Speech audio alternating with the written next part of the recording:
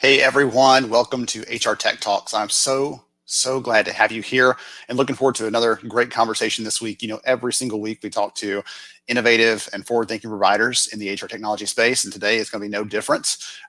Go ahead, take a second, go ahead and chime in the comments there. Let us know where you're listening in from, where you're connecting from. Love to hear where you might be, where you are, and just love seeing the variety there. We have people coming every week from other countries, from other states. Obviously, I'm here in Huntsville, Alabama. We'll talk in a minute to Larry and find out where he's based. But just love to have you chime in. Let us know where you're from. And as you're listening to the conversation today, that you're excited to be here. So, quick heads up: the HR Tech Awards. I've mentioned it the last couple of weeks. This is the last time I'm going to mention it for a little while because the judging is about to start. We actually extended the nomination or the deadline for submissions through the end of this week because we had some fun with our submission process and all the other technical stuff that we all love dealing with these days.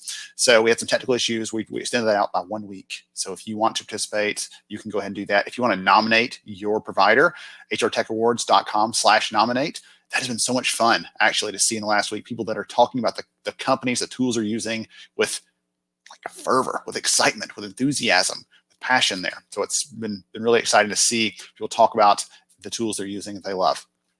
All right, speaking of tools that people love, again, a hat tip to our guest today, Larry Dunivan, the CEO of Namely, because Namely was one of the HR Tech Award winners for our program last year. And so I thought we didn't plan this for him to be on this week. It was just happened to be the time that we picked on the calendar, but I'm so excited to have him here. We're going to talk about what Namely does, who they serve, and how they do it in the conversation, and we'll do it in a fun way, as we always do. So I'm going to go ahead and welcome Larry to the conversation. Welcome, sir. Good to have you. Thanks, Ben. Happy to be here. Absolutely. So take a minute, just tell us who you are and what you do. I gave everybody the brief snippet there, but I'd love to hear more about it from your side. Yeah, it's a pleasure to be here. My name is Larry Dunivan. I am the CEO of Namely. I have been at Namely for almost 2 years.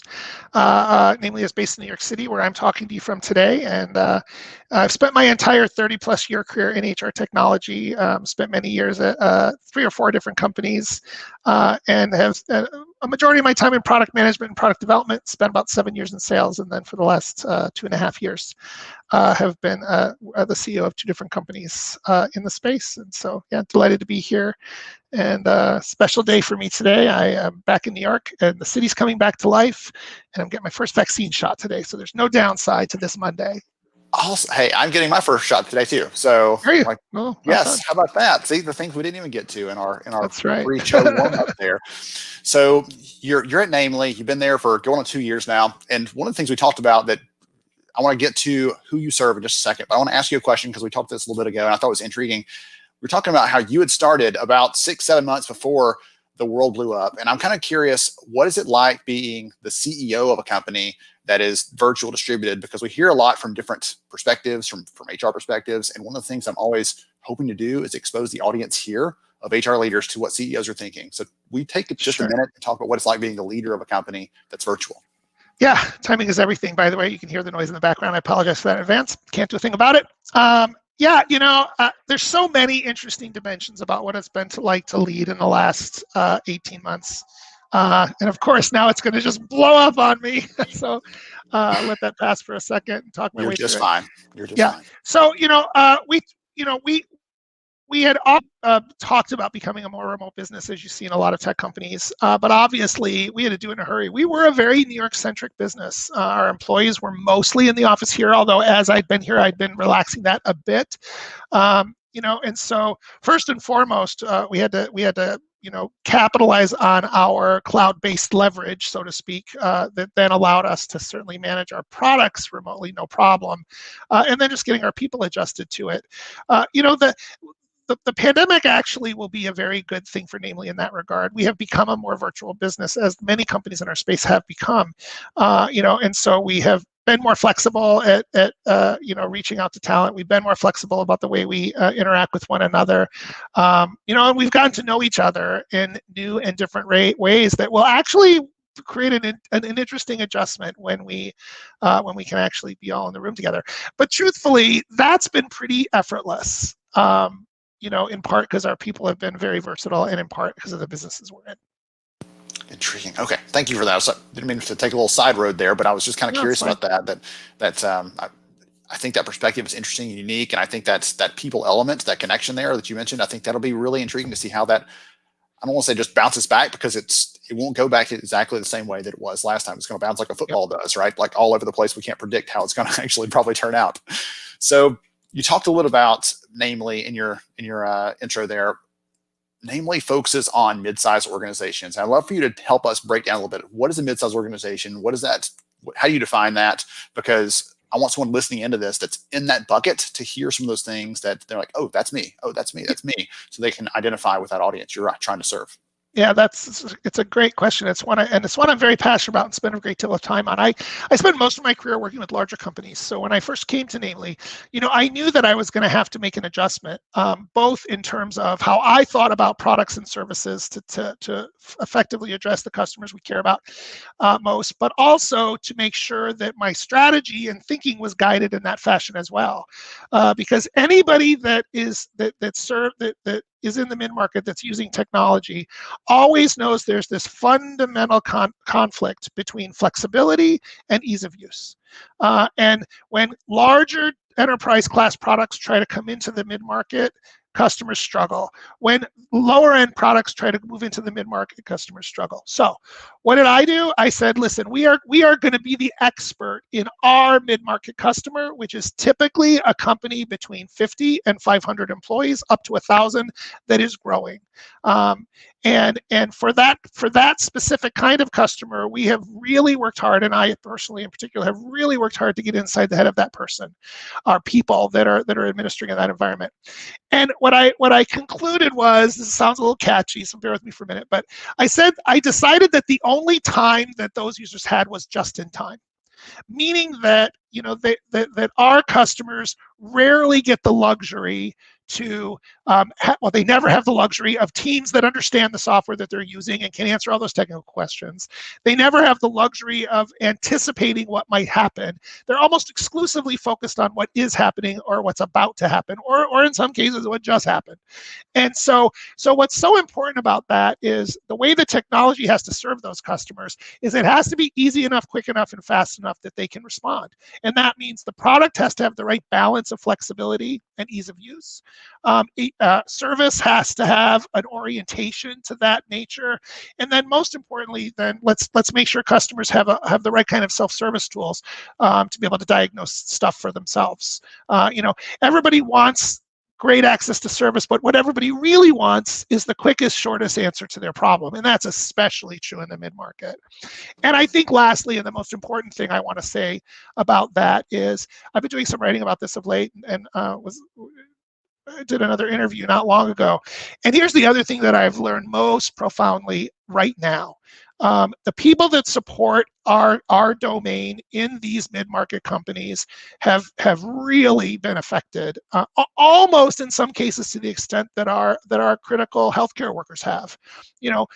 Most of the energy, the anxiety, the stress, the challenges that people are having centers around HR, and that's especially true when senior leaders aren't helping them carry the load. And so I think it's also really, really important to recognize that group, I will arguably say more than much larger companies, have also paid a high price during the pandemic. I'm with you on that. I think I told you before we started that, and the audience may or may not know, I'm not sure, but before I was an analyst and a podcaster and all the other things that I do now, I was a practitioner in the trenches. And so I spent my time working in companies, 5 to 650, 50 to 650, in that range. And I've been there, and I'm hearing you say these things, and I'm alternately like cheering and having a little like cold sweats and flashbacks as you're talking about some of those challenges and those realities that we're facing, the people are facing, because that's the very real truth there, that they're a limited team. We don't have often the tools that we need, and we're trying to struggle and pull this together and pull that together, and let's use Excel to try to figure this out. And that leads to suboptimal results on a whole bunch of fronts, not just with how you're getting your work done, but also the experience you're creating for your people, right? That doesn't lead to positive outcomes and everything else. There's definitely some opportunity there to leverage technology to really target the things your people need. And goodness, again, I'm my brain's kind of swirling with some of those things because I'm thinking back to when I was in that bucket, when I was in that size employer. What would have served my needs? What would have helped me? What would have made me excited? And the things you're talking about there, right? Getting your answers, getting that support you need, being able to pull those things together. I think that would be critical for me, probably. Well, and at another level, and this is something I've been spending some time on and also done some writing about, is that leaders often don't carry the torch. And I mean CEOs, like guys like me, aren't carrying the torch necessary to create an environment where those people can thrive. And never was that more true than in 2020 when we had a pandemic, when we had major upheaval in social justice, and we had one of the most polarizing elections of our lifetime. And if the CEOs weren't taking the lead on dealing with the issues, finding and communicating with empathy, it fell on HR, and they just didn't. They don't have the skills, the resources, or the no one should be expected to carry that burden, but many of them I've observed have had to. Will you go a little deeper there? Actually, you Sure. use the term "carry the torch." I like that visualization. Right, we come with a bunch of metaphors for that. Right, leading the way, lighting the path, all those things. Talk about what that means to you as a leader, as a CEO. What does it mean to be carrying that torch? And either for the people listening to be like, okay, I need to step up there, or I need to find a way to encourage and cajole, because the research shows that in spite of some of that, headbutting, that most companies, the HR person is kind of the right hand of the leadership. They're the person they're their confidant, they're their coach, their counselor, they're all those things. So how would you encourage the people? Talk about the torch, carrying the torch piece, what that means to you, and maybe how that blends into what the HR leaders could and should be doing in their own organizations. Yeah, that was great. I care very passionately about this because, interestingly enough, in January of 2020, I relaunched our values. I didn't change them dramatically, but I did change them. And I think values should never change in principle, but a new CEO, of course, might foster an environment where that was necessary, and I felt like it did. Minor, but measurable. And little did I know that then we're going to go into those three major incidents. And so what I discovered quickly was that for me to carry the torch means first reiterating the values. Secondly, then using those values as a way to describe what proper behaviors looked like, which, let me tell you, was never more important than when all this stuff was happening.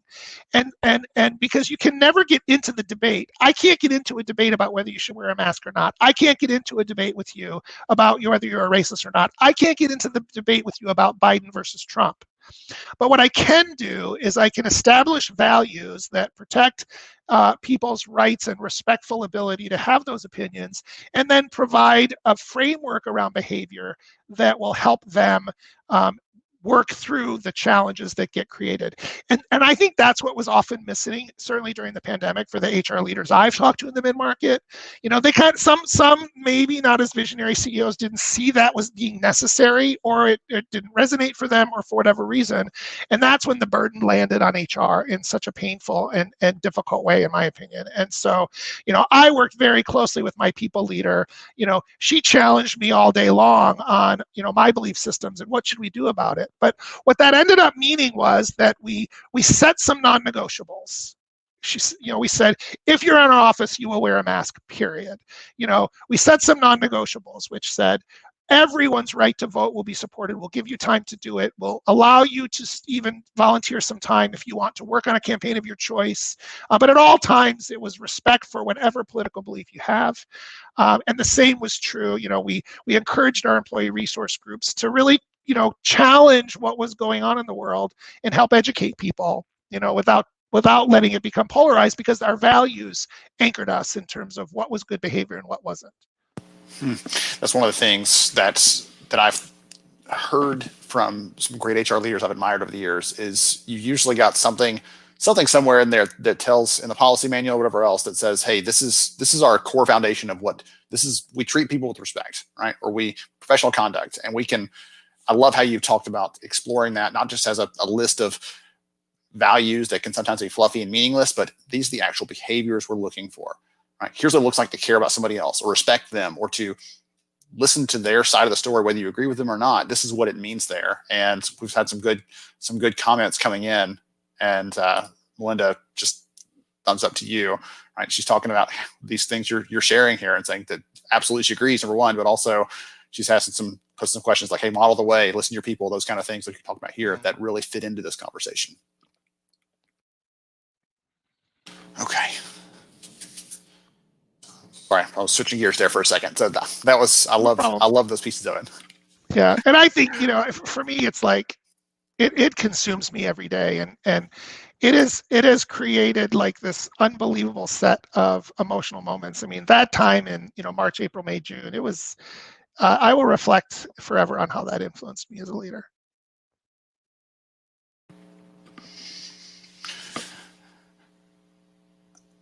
I'm going to change the topic, even though I don't want to walk away from that. But also, I had a couple questions for you about the tech stuff. That's okay, because I'm the yes, go right ahead. I'm with you on that. By the way, changed, influenced, impacted, emotional, all those things, and I've built some new and different relationships because of that, which has been exciting too. So.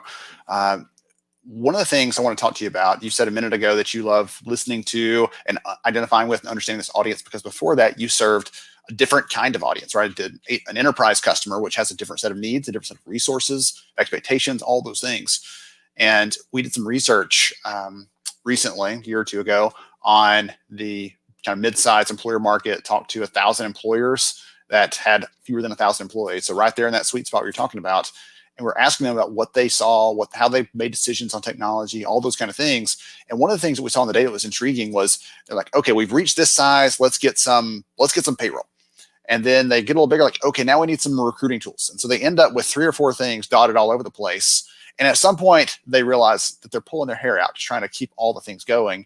And they move to consolidate. And I'm kind of curious. I would imagine you probably get some of those, but I don't want to assume that. So talk about what sort of paths lead to the door at Namely. What leads someone to come up and say, hey, we're kind of curious about what you're doing there.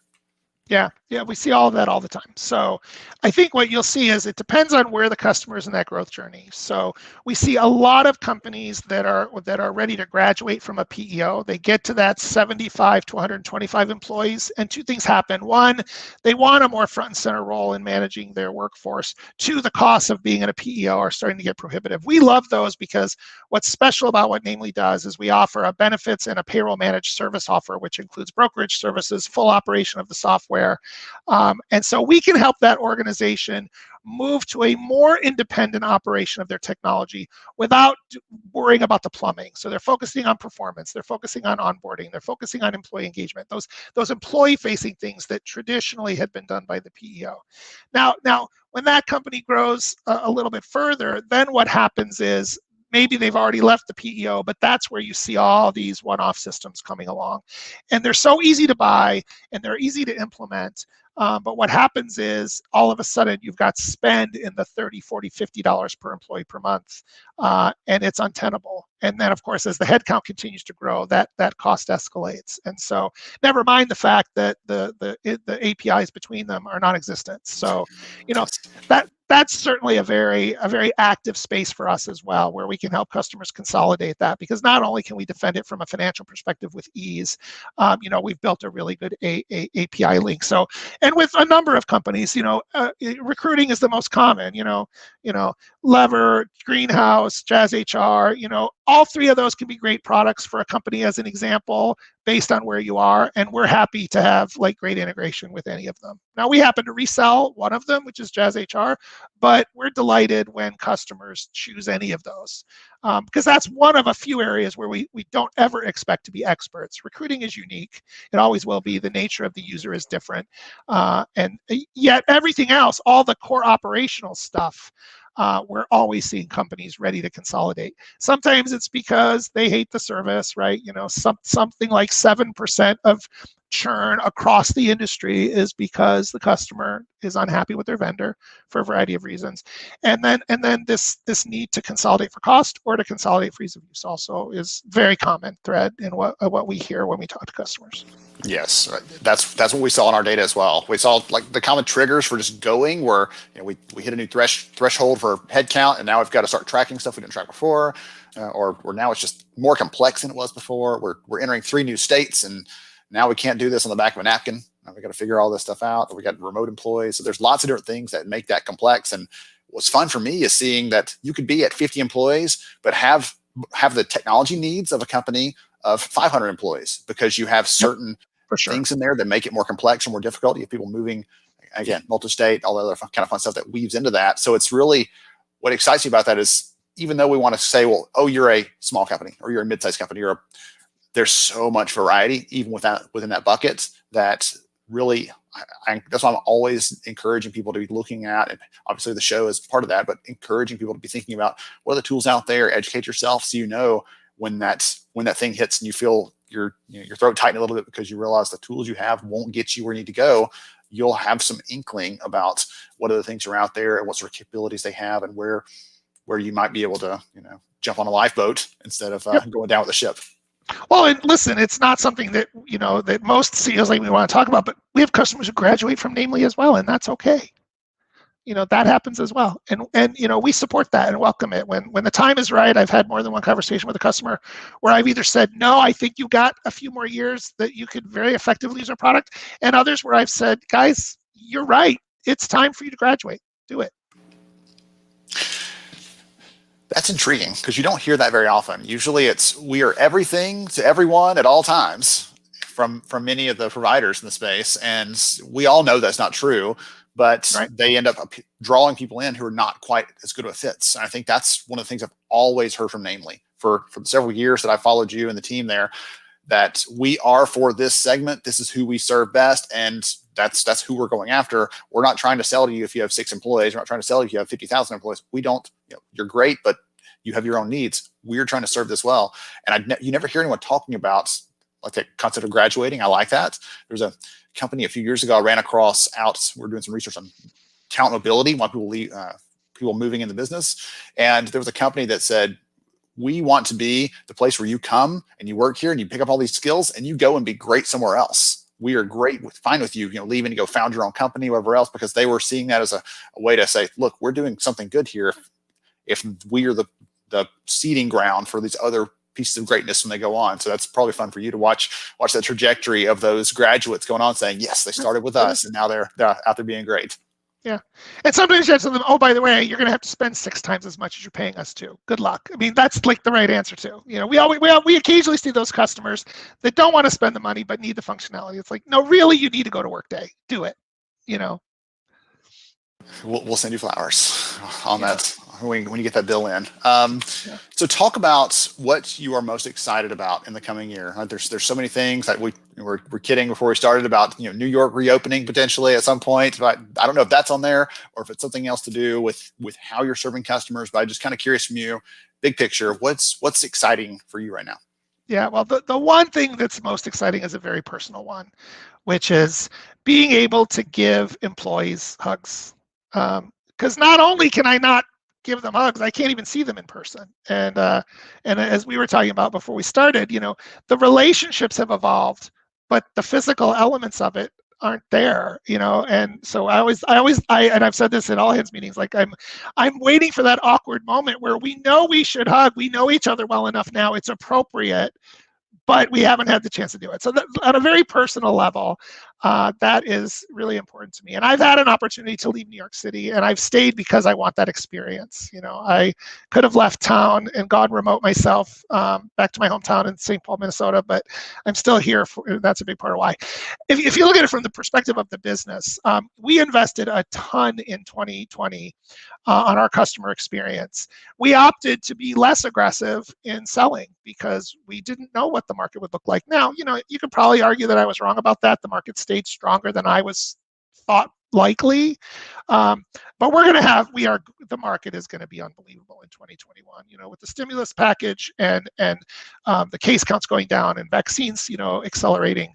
It is going to be an amazing year to talk to customers, to continue, as you noted, to find those perfect customers in what we always call our sweet spot, and welcome them to Namely. And that's an area of great interest to me. You said the hug thing a bit ago, and one of the things it's always been funny to me. Again, this is the space that I've grown up in professionally, and I don't know why, but that is a trait that many of the people in your audience also, in this audience also hold on to, right? HR people are generally, not always, but generally huggers, right? We Yeah, just love being close to people. We get in this because we love people. We want to serve them and help them. And sometimes it's, hey, great job, you got that promotion. Sometimes it's, I'm sorry about that bad news you got at home. Either one, but we're there and supportive of people. And so it's fun to hear that from you as the CEO. Like, we're going to get back and we're going to be together because we are stronger together. We're able to be more collaborative. We're able to be more creative. We can do these things that are sometimes harder to pull off remotely. We can have a lot of meetings and be transactional, but a lot of the research shows that some of the creativity and things like that are harder to recreate because you don't have those chance meetings and those happenstance occurrences where someone says, hey, I've got an idea. What do you think about this? They're less likely to do that when it's all virtual. So I'm excited about some of those things too that are going to come back once we have a chance to see people in person again. Yeah.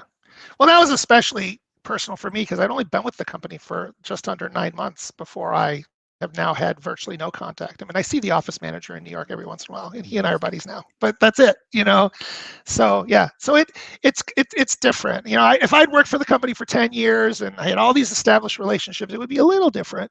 But yeah, so and everyone's going to experience that at some level. I'm just a little more personally connected with it.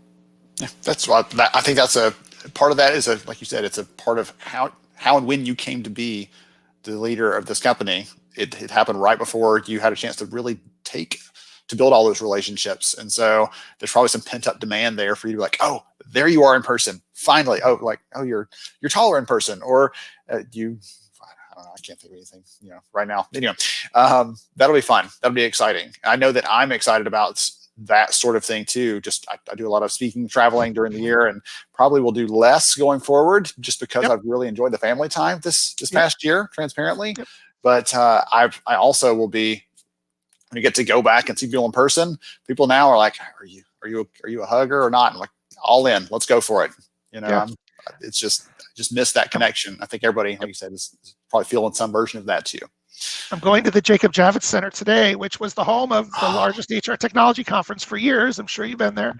Yep. And today, what am I going to go do there? I'm going to go get a shot in my arm. So I'll be thinking about what it will be like to go there for a conference after going there for a vaccine. How bizarre. Yes, it'll be probably an interesting and eerie experience, I would imagine. I expect so. So if someone's listened today, they've heard the conversation, they've heard a little about the product, they also heard the personal side of the leadership and namely what you guys are about. What's the best way that they can learn more or connect with the company? Listen, the simplest is to send me an email at larry@namely.com. It's just that simple. I read it myself. I talk to customers all day long, and I would love to hear from anyone, and I'll get you in touch with the right person. If there's another discussion worth having, we'd welcome it. Wonderful. I love carrying on that theme of very personal, very personable conversation. I appreciate that. Well, thank you so much for joining me. This has been fun. I've loved having a conversation. I told you before we started that I haven't talked to anybody from Namely like one-on-one since I think 2019, before and the world kind of blew up. So this has been so much fun for me to get refreshed on what you guys are up to, and also to hear the perspective of someone who's leading virtually right now, but wants to be back in person, and what that means to you and why that matters. So I'm so excited for this year ahead for some of the same reasons as you are. And I really appreciate you for hanging out with me today. My pleasure, Ben. Thank you. Absolutely. Absolutely. Okay. Goodness. Fun conversation. Thank you, Melinda. Thank you, Amanda, for chiming in for your comments today. I appreciate both of you for listening in. To everybody else that's listening and didn't comment, appreciate you too. Thank you for joining us for HR Tech Talk today. We'll be back next week, same time, another new conversation with another company that's doing great work in our space. It's innovating, that's serving, and is doing it probably with a smile as well, as we saw from Larry today. I love that conversation. I love his heart for the space. And that's a key part of this bigger picture, is not just the company, the tools, the technologies, but the people behind it and what they believe and their values. And we heard from him today that that's a critical part of how they lead at the company. So appreciate you all for joining me, for hanging out, and look forward to catching you next week on HR Tech Talks.